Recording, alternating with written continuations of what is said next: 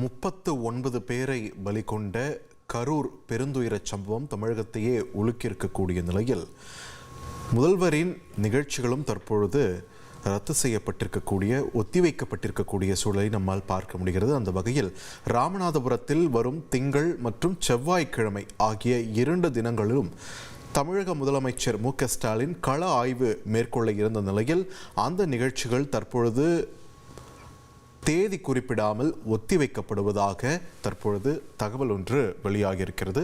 இதனை முக்கிய செய்தியாக பார்த்து வருகிறோம். தமிழகத்தின் ஒட்டுமொத்த பார்வையும் தற்பொழுது கரூர் பக்கம் திரும்பியிருக்கக்கூடிய நிலையில் முதல்வரின் இந்த நிகழ்ச்சிகளானது ஒத்திவைக்கப்பட்டிருக்கின்றன.